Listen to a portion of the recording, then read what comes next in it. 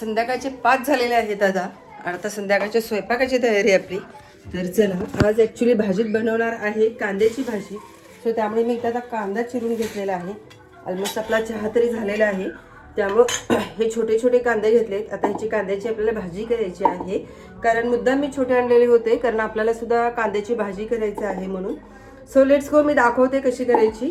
आणि मग नंतर ना आपल्याला ते सोनाली जैन फूड लाईफमध्ये आपल्याला रेसिपी टाकता येईल. बट इथे मी डिटेल सांगून देते, बघू जर ते जमलं तर मी तिकडे टाकेन, नसेल तर इथे मी डिटेलसुद्धा सांगेन. नंतर ना की एक छोटी पेस्ट तयार करायची आहे, खूप सोपी आहे. तर मी इथे घेतलेला आहे हळद. आता हा थोडासा चमचा माझा हा छोटाच आहे, त्यामुळे मी इथे घेतलेला आहे हळद. ओके, सॉरी, हे घेतलेलं आहे मी धनेपूड.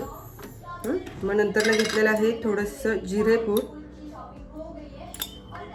आता हे जर मी कुकिंग व्हिडिओ करायचं असतं ना, तर हे सगळं एकेका वाटीत वगैरे मी सगळं काढून घेतलं असतं. आणि थोडंसं ह्यामध्ये आपल्याला टाकायचं आहे हळद. नंतर ना आहे इथं कश्मीरी लाल तिखट, म्हणजे जो कलरसाठी फक्त येतो आणि म्हणजे तिखट नसतं. सो त्यासाठी कलरसाठी मी इथे हा छोटा चमचा आहे, त्यासाठी मी इथे हे 2 टाकलेलं आहे. ओके, आणि आपल्याला टाकायचं आहे लाल तिखट.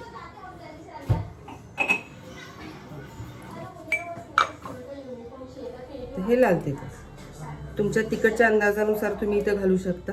ठीक आहे, हा सुद्धा छोटा स्पून आहे माझ्याकडे. थोडंसं पसारा आणि थोडंसं केसाकडे दुर्लक्ष करूया, कारण माझे ना मी तेल लावलेलं आहे चिपचिपीत अशी. सो ह्यामध्ये थोडंसं आता हा मी पूर्ण मसाला तयार केलेला आहे, मिक्स करायचं. थांबा, दाखवतो.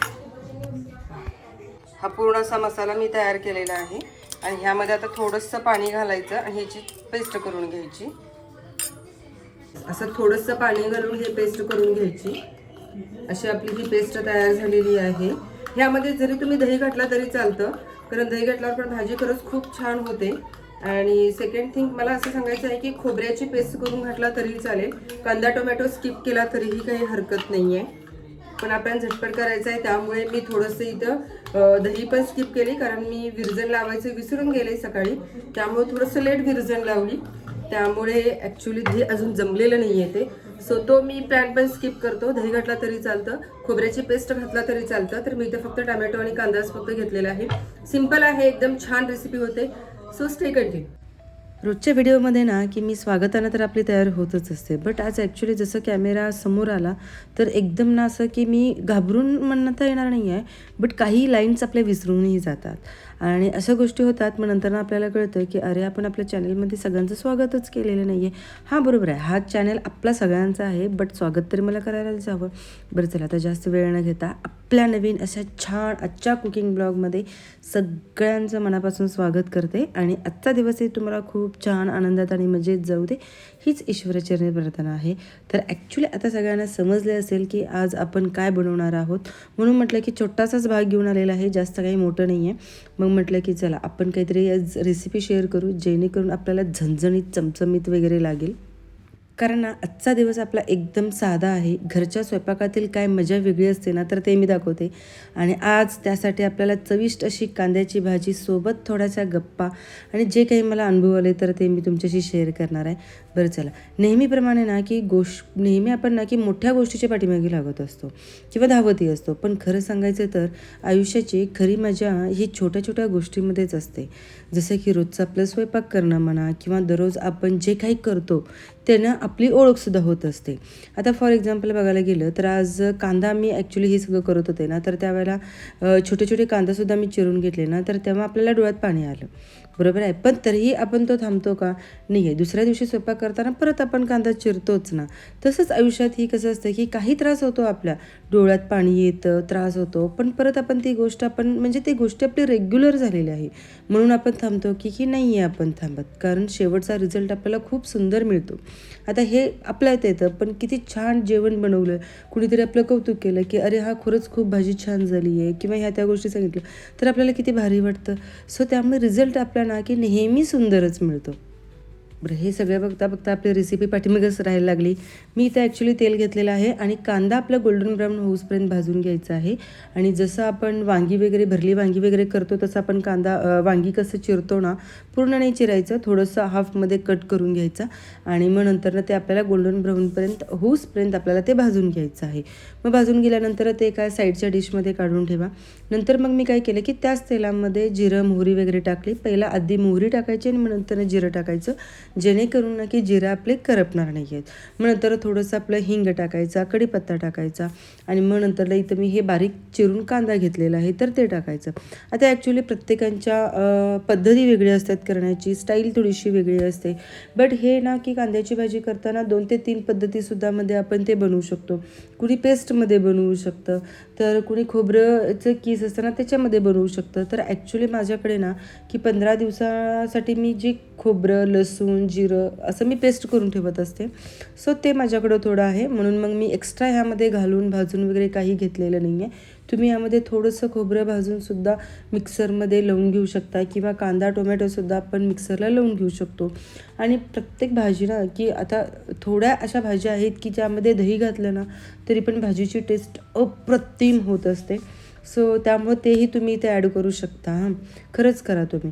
तर ॲक्च्युली मी इथे टोमॅटो घातलेला आहे. तो आपण बारीक चिरलेला कांदासुद्धा ना की गोल्डन ब्राऊन झाल्यावरतीच मग आपल्याला इथं टोमॅटो टाकायचा आहे. आणि मग टोमॅटो टाकले की आपण मग बाकीचे असे जिन्नस सगळे घालू. आणि टोमॅटो टाकल्यानंतर लगेच मीठ घाला, जेणेकरून आपली भाजी म्हणजे जे काही आपल्या कढईमध्ये आहे तर ते लवकर परतलं जातं. त्यामुळे आपला गॅससुद्धा वाचतो आणि टाईमसुद्धा वाचतो. बरं चला, आता ही भाजी एकदम साधी आहे, मी सिम्पल बनवलेली आहे, जास्त वेळसुद्धा घेत नाही आहेत. आणि घरामध्ये जर काही भाजीला नसेल ना तर नक्की तुम्ही ही भाजी बनवा. छोटे छोटे माझ्याकडे कांदे होते ना तर त्यामुळे मग म्हटलं की चला हे आपण आज बनवायचंच आहे. जर वाटलं इन केस तर तुम्ही स्लाईसमध्ये कट करून घ्या आणि मग तसं तुम्ही बनवा, ते सुद्धा खरंच खूप छान होतात. आणि भाजीच नाही आहे, काही स्वयंपाकामधलं जे काही असेल, भाजी भाकरी चपाती कुठलीही भाजी म्हणा, साधं पिठलं जरी प्रेमाने केलं ना तर तिची चवच बदलून जाते. नक्की खरंच ट्राय करा. म्हणून स्वयंपाक करताना मला असं वाटतं की पोट भरण्यासाठी आपण स्वयंपाक करत नसतो, तर मन शांत करण्यासाठी किंवा स्वतःशी जोडून घेण्यासाठी सुद्धा आपण करत असतो. तर ॲक्च्युली हे थोडंसं माझ्याकडे खोबऱ्याचं कीस होतं माझ्याकडे, तर मी ह्यामध्ये घातलेलं आहे. ॲक्च्युली ते खोबरं पण शेंगदाणे पण सारखं यूज होतात ना, त्यामुळे असं कधी कधी होऊन जातं. तेवढं बरं चला, ही आता ना की खरंच खूप भारी आहे. ह्यामध्ये थोडंसं गरम पाणी टाकलं तरी चालेल, पण आपण अजून बाकीचे जिन्नस टाकायचे आहेत त्यामध्ये. सो हे छान भाजलं, टोमॅटोसुद्धा शिजलं गेलं की मग आपल्याला त्यामध्ये टाकायचं आहे की जे काही आपण पेस्ट तयार करून घेतलेलं आहे. त्यामुळे काय होतं की आपलं जे काही मसाला घालतो ना तर तो मसाला अजिबात करपत नाही आहे आणि छान टेस्ट आणि चवसुद्धा येत असते. खरं मला ॲक्च्युली ना की तुम्ही कोणत्या पद्धतीनं बनवताय ना तर मला ते खरंच नक्की सांगायचं आहे. कारण मलाही असं आवडतं की काहीतरी रोज काहीतरी एकच भाजी पण वेगवेगळ्या पद्धतीने बनवायलाही आवडते. त्यामुळे काहीतरी मी करत असते, खेळत असते किचनमध्ये, तसं करण्याचा प्रयत्नही करत असते. आता हे आपलं सगळं रेग्युलर आहे, बट ॲक्च्युली माझ्या डोक्यात खूप काही गोष्टी अशा आयडियाज आहेत ना की काही ना काहीतरी वेगवेगळ्या पद्धतीनं करून बघायचं आहे. आणि त्याची चवसुद्धा मी जे काही येतं ना तर तेच सांगणार आहे, जेणेकरून तुम्हीही ते कराल किंवा काय करायचं नाही आहे ना तर तेही मी सांगते. कारण विदाऊट म्हणजे एक्सपिरियन्स जरी आपला फेल गेला ना तरी पण मी तुम्हाला सांगते, कारण हे नका करू म्हणून. मग खरंच छान चव येणार नाही आहे म्हणून. तर मी थोडंसं पेस्टसुद्धा आपली टाकली करून घेतलेलं आणि ह्यामध्ये थोडंसं मी बेसन पीठसुद्धा टाकलेलं आहे, जेणेकरून आपलं सगळं बाइंडिंग एकत्र व्हावं, आपली भाजी छान चमचमीत लावी. जास्त घालू नका, जास्त घातलं की खूप चव बदलतं, त्यामुळे थोडंसंच घालायचं आहे. सो अशी ही आपली भाजी आता इन प्रोसेसमध्ये आहे आणि आता होती आलेली आहे खूप कमी वेळेमध्ये. आणि ह्यामध्ये आता ॲक्च्युली घालायचं की थोडंसं पाणी टाकायचं आहे आपण, म्हणजे आपली पेस्ट तयार. कसलं कलर तरी भयंकर खूप खूप भारी वाटते, कारण मी ह्यामध्ये काश्मीरी लाल मिरची पण टाकले ना, त्यामुळे तो कलरसुद्धा आलेला आहे. चटणीचा कलर थोडासा माझा कलर चेंज झालेला आहे, कारण आता माझी चटणी चेंज झाली त्यामुळे. तर ऑलरेडी जे आधी बनवलेलं चटणी होतं ना तर ते संपलेलं आहे, त्यामुळे आता दुसरे आहे, त्यामुळे थोडासा कलर त्याचा कमी आहे. चवीला आहे, तिखटपणा आहे, बट थोडासा कलर मध्ये आहे, त्यामुळे मग मी थोडंसं काश्मीरी मिरची पण घालते, जेणेकरून आपली भाजी दिसायला खरंच खूप छान दिसायला लागेल ना. आणि ॲक्च्युली जेव्हा काही तुम्ही एक ऑब्झर्व केलं आहे काय बघा, मला तरी म्हणजे असं वाटतं इंस्टाग्रामवर म्हणा किंवा यूट्यूबवरती वगैरे जे काही रेसिपी बनवतात ना त्यामध्ये भयंकर तेल असतं आणि त्या तेलामुळे ना की तिची शायनिंग खूप वाढते आणि भाजी एकदम छान दिसते. हा ना, खरंच मी खूप वेळा बघितलेलं आहे. तसं तुम्हाला जर वाटत असेल ना तर तसंही मला खरंच कमेंट करून सांगा. तर मलाही तसंच वाटतं ते, पण आपण थोडंसं कमी तेलामध्ये बनवते. पण मलाही असं वाटायला लागलं आपण आता व्हिडिओ बनवतो ना कुकिंगचं तर मग तेल पण जास्त घालावं का? कारण ना ही भाजी आम्ही खातो, मग आम्हाला तेल जास्त चालत नाही आहे ना, त्यामुळे हा थोडासा प्रॉब्लेम येतो. बरं चला, थोडंसं जिरेपूड धणेपूडसुद्धा नाही घातलेलं ऑलरेडी आहे. आता हा मी गरम मसाला टाकलेला आहे. का तर सांगते, गरम मसाला ह्या स्टेजला टाकलं ना तरी त्याची टेस्ट एकदम वेगळी होते. आणि कोथिंबीर, अजून एक ट्रिक सांगते मी, जेव्हा काही मी कुकिंगचे व्हिडिओ बनवते ना तर छोटे मोठे ट्रिकसुद्धा सांगते. कोथिंबीर अशी पसरवायची, आधी घातला तरी काही हरकत नाही आहे. जेव्हा सुरुवातीला आपण तेलामध्ये भाजतो ना त्यावेळेला सुगंध खूप छान येतो. आणि आत्ता ह्या स्टेजला काय करायचं की हे घालायचं आणि टोपान झाकून ठेवायचं. एवढी भारी त्या कोथिंबीरची चव लागते ना, जेव्हा आपण भाजीसुद्धा खात असतो त्यावेळेला खरंच खूप छान लागते. त्यामुळे असं कोथिंबीर घालायचं आणि लगेच झाकून ठेवायचं आणि मग नंतर ना आपण भाजी, कारण आता ह्यामध्ये आपण कांदा घातलेला नाही आहे ना, त्यामुळे ह्यामध्ये आपण कांदा घालू आणि मग नंतर थोडंसं शिजू देऊ आणि मग नंतर शिजल्यावर भाकरीसोबत काय मजा येईल खायला, खूपच भारी. सो नक्की एकदा बनवा तुम्ही, तुमच्या घरामध्ये सगळ्यांना आवडेल. आणि ही रेसिपी कशी वाटली तर नक्कीच तुम्ही मला सांगायचं आहे. आणि सोबत जरा काही असं वाटतं ना की खूप भारी वाटतं कुकिंग व्हिडिओचे.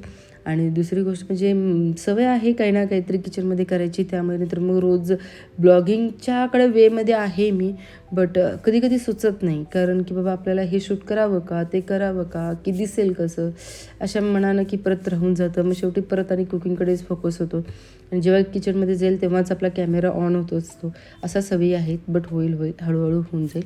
आता हे थोडंसं प्लेट झाकून घेऊ आणि मग नंतर ना आपली ही भाजी तयार. कसं झालेलं आहे तर नक्कीच मला सांगायचं आहे. जर तुम्हाला आजचा हा कुकिंग ब्लॉग आवडला असेल तर नक्कीच लाईक करा, शेअर करा आणि आपल्या चॅनलला सबस्क्राईब करायला विसरू नका. आणि हो, स्वतःवर विश्वास नक्की ठेवा, कारण जेवढं प्रेम आपण घरामध्ये किंवा स्वयंपाक बनवताना घालतो ना तेवढंच प्रेम आपण स्वतःवरही करायला शिकायला हवं.